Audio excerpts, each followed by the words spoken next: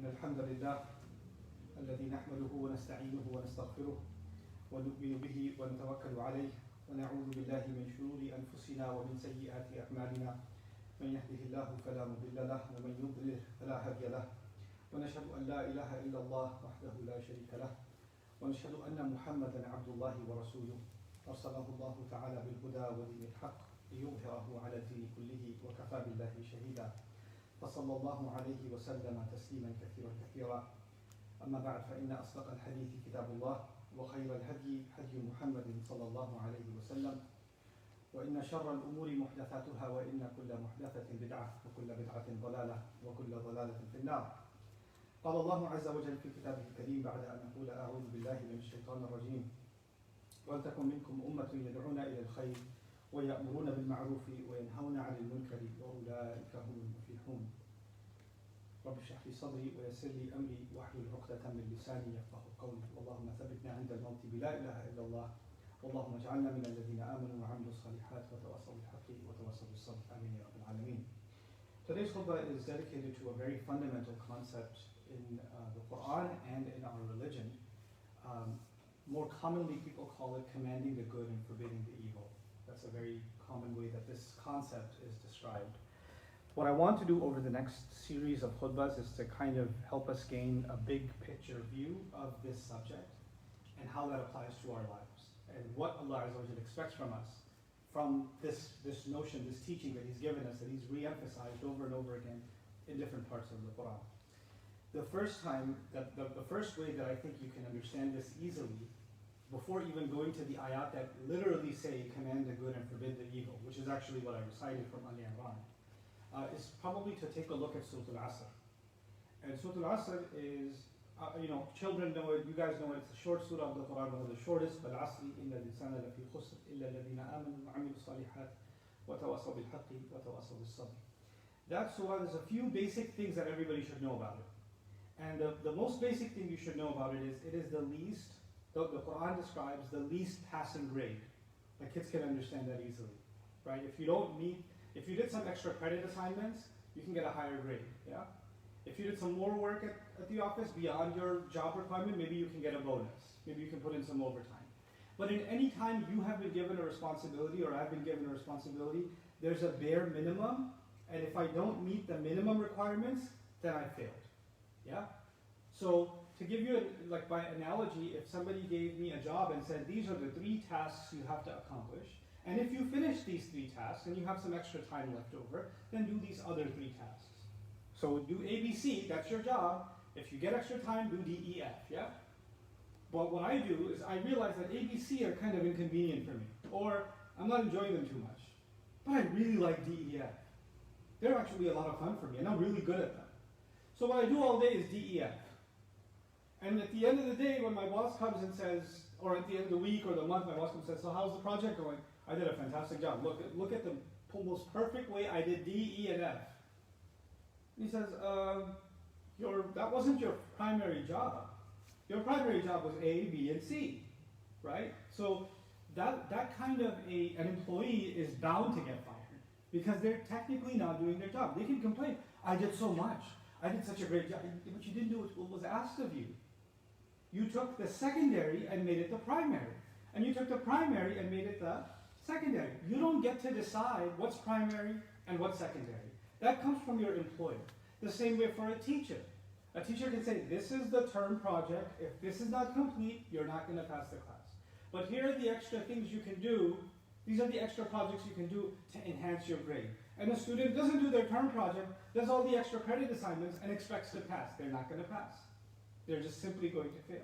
Why am I bringing these examples to your attention? And by the way, it's not just in school or a job. It can also be in a relationship like parents and children, spouses, etc. There can be some things you do for your spouse that are extra, right? That are out of the goodness of your heart. But then there are other things that are absolutely fundamental. You have to do them. You have to fulfill those rights. And you ignore the fundamental rights and say, but look at the burger I bought for you, or something.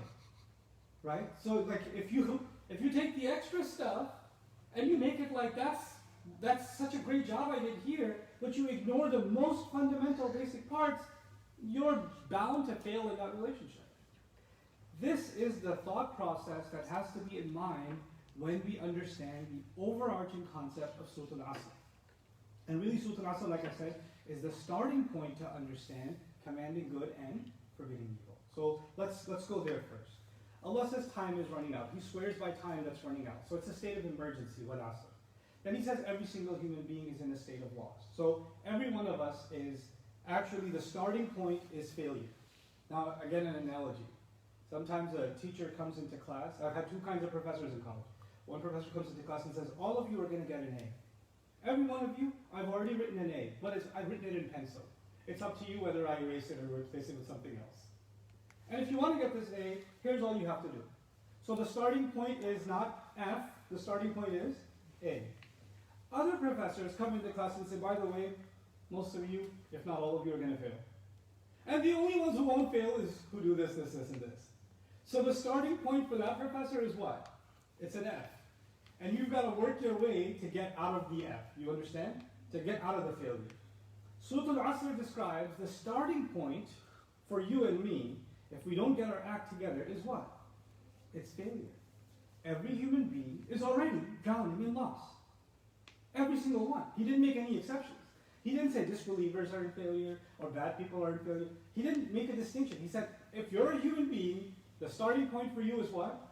Loss. You're losing time, first of all.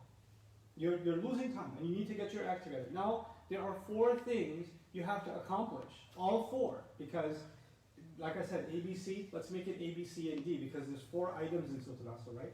إِلَّا الَّذِينَ آمَنُوا وَعَمِلُوا الصَّالِحَاتِ وَتَوَاصَوْا بِالْحَقِّ وَتَوَاصَوْا بِالصَّبْرِ. There's 3 ands in between. A, and B, and C, and D. You know what that means? If someone says, I'll just work on A, they failed. If they say, I worked on A and B, they still failed. If they say, I did A, B, and C pretty good, but I didn't get time for D, they still failed. You can't pick and choose. If Allah says, the only people who don't lose, the only people who are not in loss, are those who accomplish الَّذِينَ آمَنُوا وَعَمِلُوا الصَّالِحَاتِ وَتَوَاصَوْا بِالْحَقِّ وَتَوَاصَوْا بِالصَّبْرِ. He expected 4 things. Then, unless I meet all 4 requirements, I have what? Failed.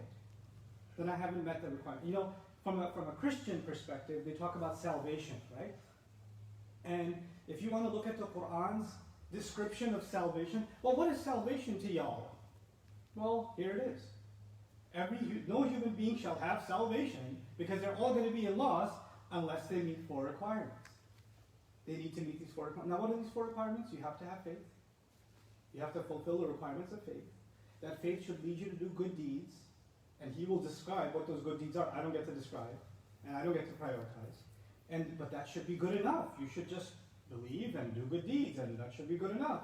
But He says, but there are some kinds of good deeds that go overlooked. So I'm going to spell them out for you here. So the next 2 items are actually good deeds too.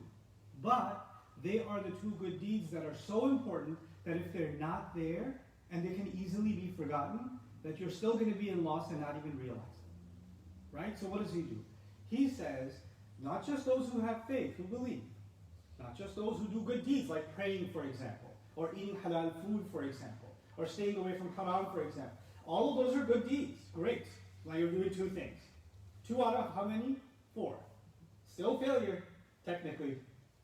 But I'm doing good deeds. Well, that's all there should be. Because other places in the Quran, Allah says, الَّذِينَ آمَنُوا وَعَمِلُوا الصَّالِحَاتِ لَهُمْ جَنَّاتٌ تَجْرِي مِن تَحْتِهَا. Those who believe and do good deeds, they'll have gardens.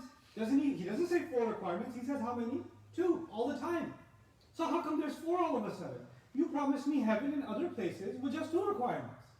And now you're telling me I'm a failure unless I meet 4 requirements. So there's a contradiction. Actually, there isn't a contradiction. What Allah is telling us is those good deeds include C and D. But C and D are the most forgotten good deeds. And I want to make sure you don't fail and think you're doing some good deeds and you're ignoring these other good deeds, and as a result of that, you're failing. I wouldn't want you to be in that category. So He spelled it out for us in Surah Al-Asr. And what did He say? وَتَوَاصَوْا بِالْحَقِّ وَتَوَاصَوْا بِالصَّبْرِ. Now the word tawasaw is a verb. Means they counsel. They counsel. They give advice. Okay? I won't get into the etymology or long discussions. In the khutbah context, we can keep it short. They give advice, they give counsel, they say kind words to encourage. So these are all, they translate it as they enjoin each other, or they counsel each other. Okay? Anyhow, he could have said that word once. He could have said they counsel each other to the truth, and they counsel each other to patience. But the word counsel didn't have to be repeated. He could have said they counsel each other to truth and patience. You could say the counsel once, like you could say, I ate a burger and I ate French fries. But you don't have to say ate twice. You can just say I ate a burger and French fries. You don't have to repeat the ate. But here he's saying, and those who've counseled each other to the truth, and those who've counseled each other to patience. Now, why would he do that? Why would you repeat the verb? Why? Because those two things don't necessarily come together. They have to be looked at as separate. You have to understand them separately. To put it in very, very basic terms, because the purpose of khutbah is not to give you a tafsir of Surah Al-Asr. I've done a lot of lectures on Surah Al-Asr and podcasts and things like that. Here I want you to understand, going back to the concept that I hope to elaborate for all of us, and that is commanding good and forbidding evil. So I'll give you a basic example.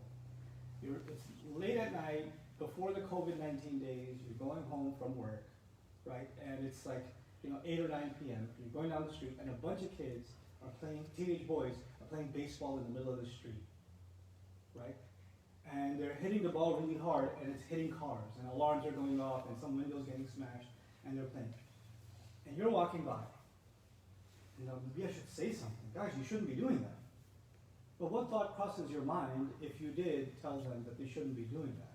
The thought that crosses their mind is, right now they're playing baseball with a ball. If I open my mouth, they might play baseball with my head. I don't know what they're going to do. There's a lot of them, and there's just one of me. There's a fear in speaking out for the truth, because you can't just say that and get away with it. When you speak the truth, it offends someone. Whenever you counsel somebody to the truth, there's a pretty high likelihood they can turn around and say, what'd you say?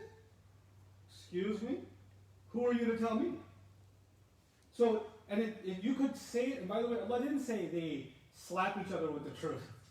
They counsel, which means they find respectful, gentle, kind, appropriate words, the appropriate time to say something, and say it in the most proper way. And then what they say is actually based on proper understanding. We'll get to all of that. But even if you do everything right, the problem is truth is offensive.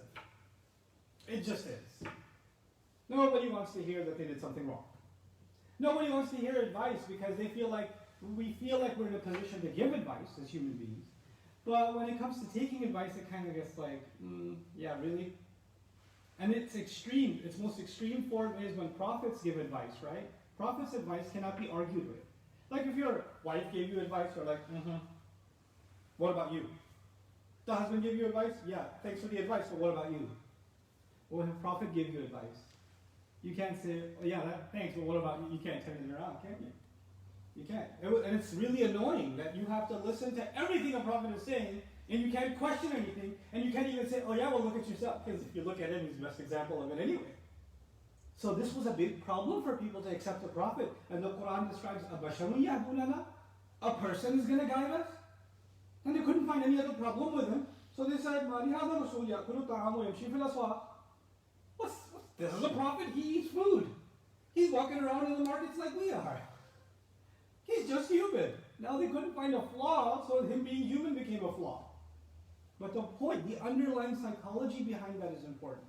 Human beings don't like being corrected. Human beings sometimes don't like hearing the truth. And by the way, the only reason you would have to counsel somebody to the truth, or the only reason somebody would have to counsel me to the truth, is because I'm doing something that's untrue. I'm doing something wrong, or I'm thinking something wrong, or I'm saying something wrong, or maybe I've become neglectful of something good I should be doing. So I was in need of it, that's why I needed to hear it. And Allah says in the surah that if you see something wrong and you don't find a way to point it out to the other, but it's not just they counsel to the truth. Tawasaw, tafa'ul actually means each other.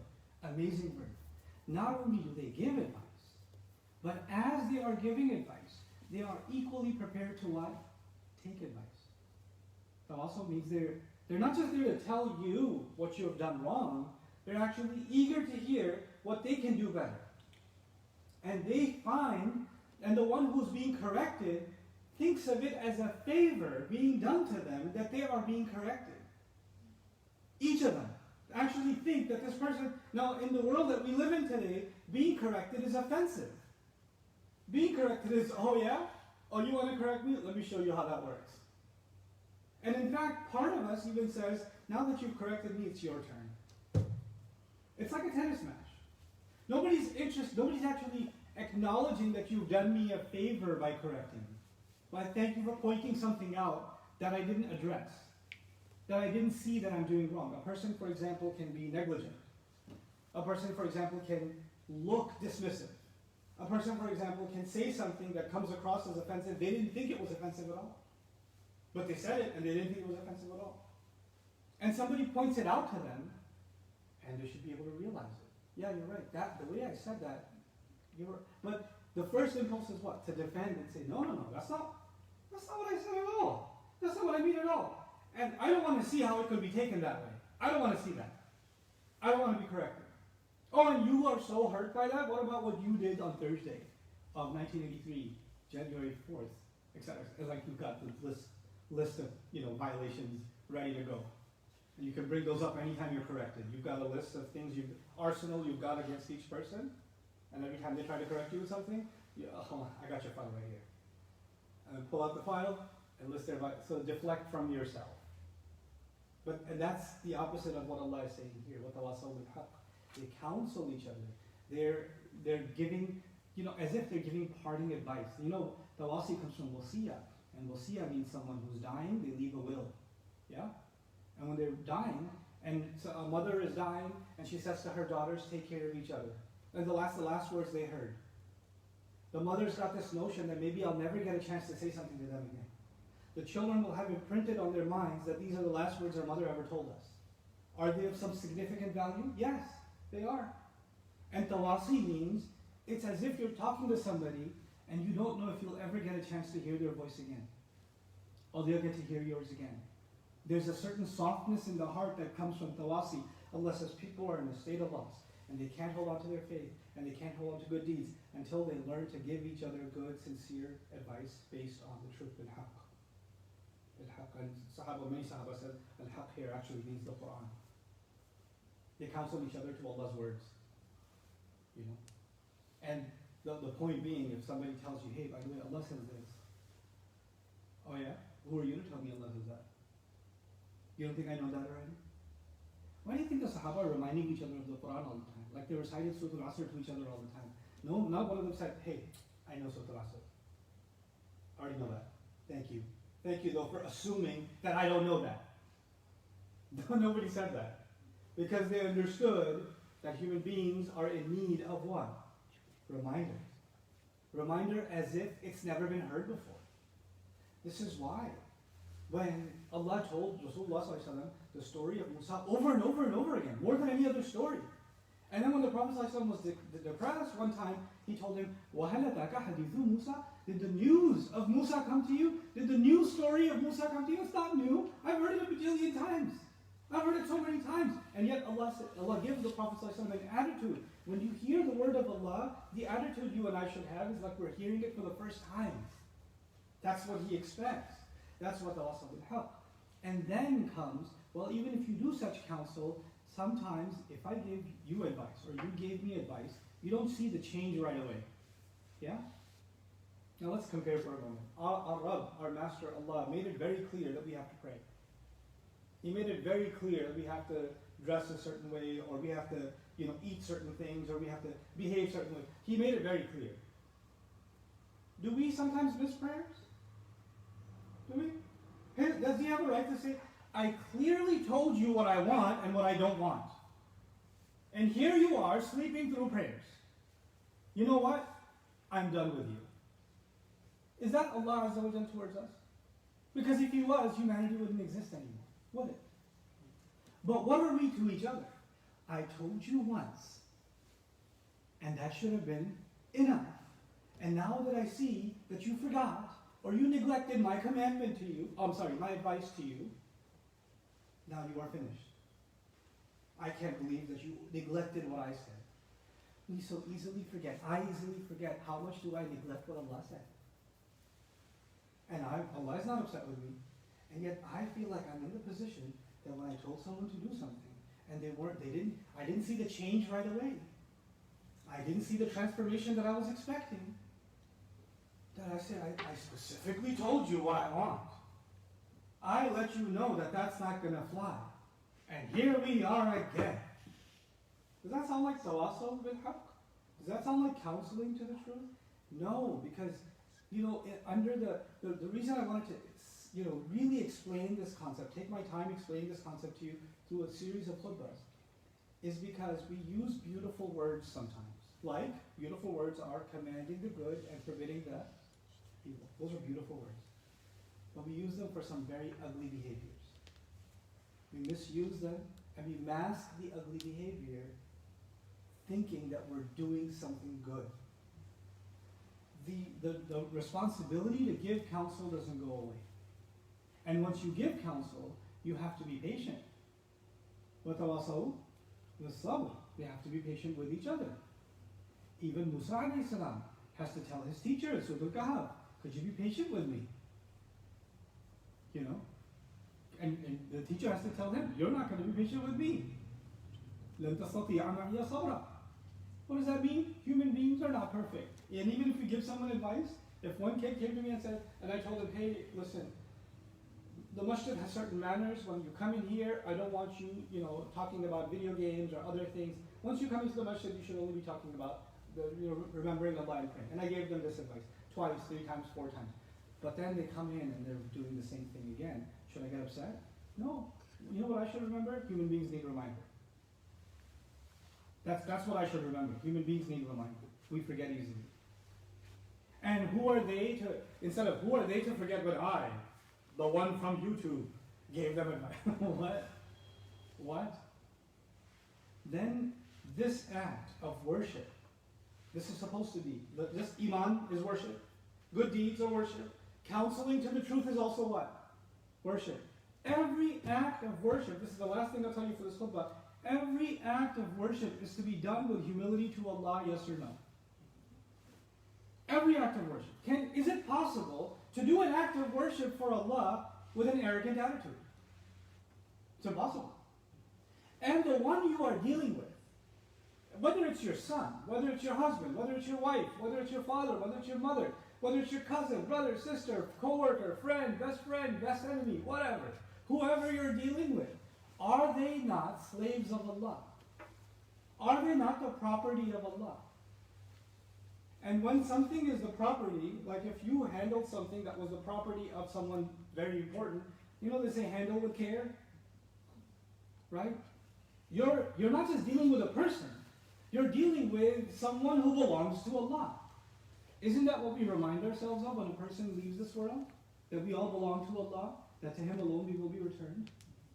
This is why the way in which we speak to each other, the way in which we give counsel to each other, the way in which we speak the truth to each other needs to reflect that understanding.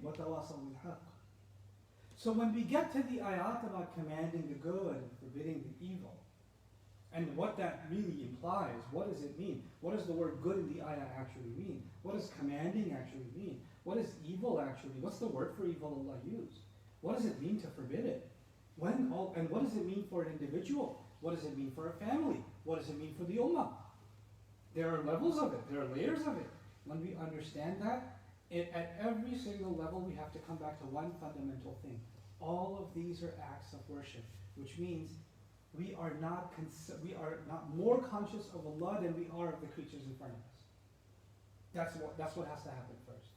May Allah Azza wa Jal make us of those who can truly exhibit their iman and good deeds, even when they do counsel to the truth and counsel to patience. May Allah Azza wa Jal make us of those who are in fact people of commanding the good and forbidding the evil in the way that He would expect us to be.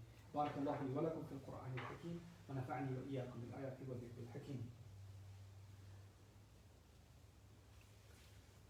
الحمد لله وكفى والصلاة والسلام على عباده الذين اصطفى خصوصا على أفضلهم وخاتم النبيين محمد الأمين وعلى آله وصحبه أجمعين. قال الله عز وجل في كتابه الكريم بعد أن أقول أعوذ بالله من الشيطان الرجيم إن الله وملائكته يصلون على النبي يا أيها الذين آمنوا صلوا عليه وسلموا تسليما. اللهم صل على محمد وعلى آل محمد كما صليت على إبراهيم وعلى آل إبراهيم في العالمين إنك حميد مجيد. اللهم بارك على محمد وعلى آل محمد كما باركت على إبراهيم وعلى آل إبراهيم في العالمين إنك حميد مجيد. عباد الله رحمكم الله، اتقوا الله. إن الله يأمر بالعدل والإحسان وإيتاء ذي القربى وينهى عن الفحشاء والمنكر ولذكر الله أكبر والله يعلم ما تصنعون. أقم الصلاة إن الصلاة كانت على المؤمنين كتابا موقوتا. الله أكبر الله أكبر أشهد أن لا إله إلا الله أشهد أن محمدا رسول الله حي على الصلاة حي على الفلاح قد قامت الصلاة قد قامت الصلاة الله أكبر الله أكبر لا إله إلا الله.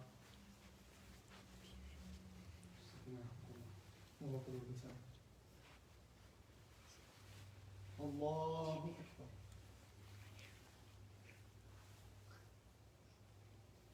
الحمد لله رب العالمين الرحمن الرحيم مالك يوم الدين إياك نعبد وإياك نستعين اهدنا الصراط المستقيم صراط الذين أنعمت عليهم غير المغضوب عليهم ولا الضالين آمين.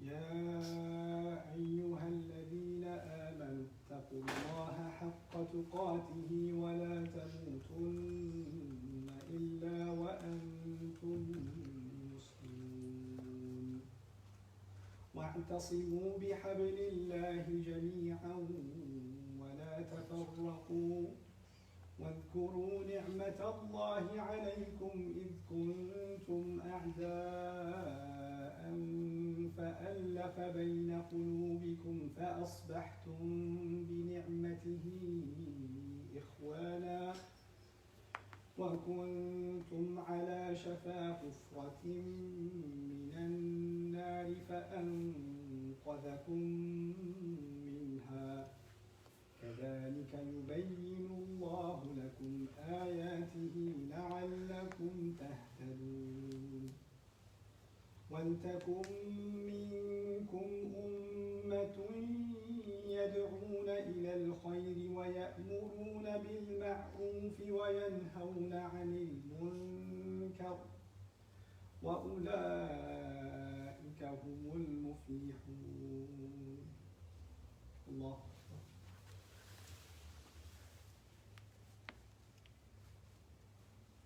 سمع الله لمن حمده. الله أكبر.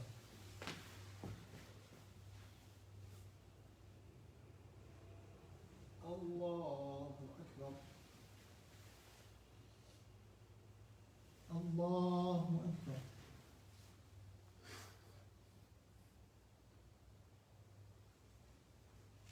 الله أكبر.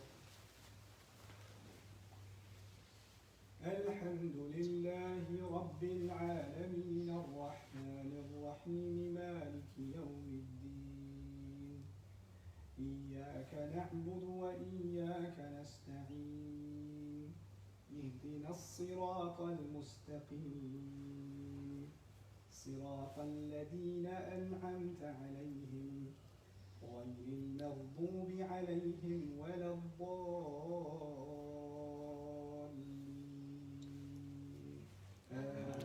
آمين. والعصر إن الإنسان لفي خسر إلا الذين آمنوا وعملوا الصالحات وتواصوا بالحق وتواصوا بالصبر. الله أكبر. سمع الله لمن حمده. الله أكبر.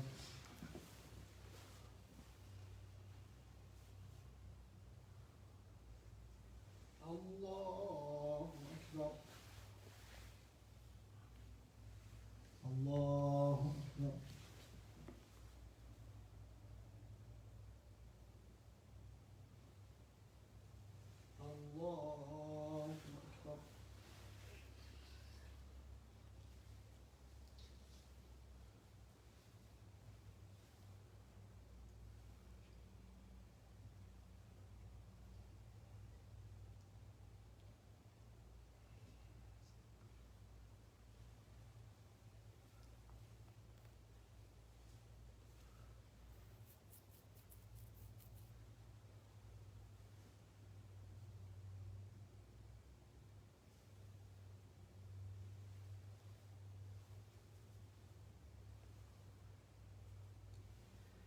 السلام عليكم ورحمة الله.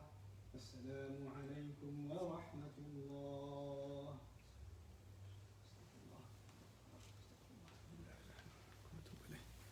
سبحان الله.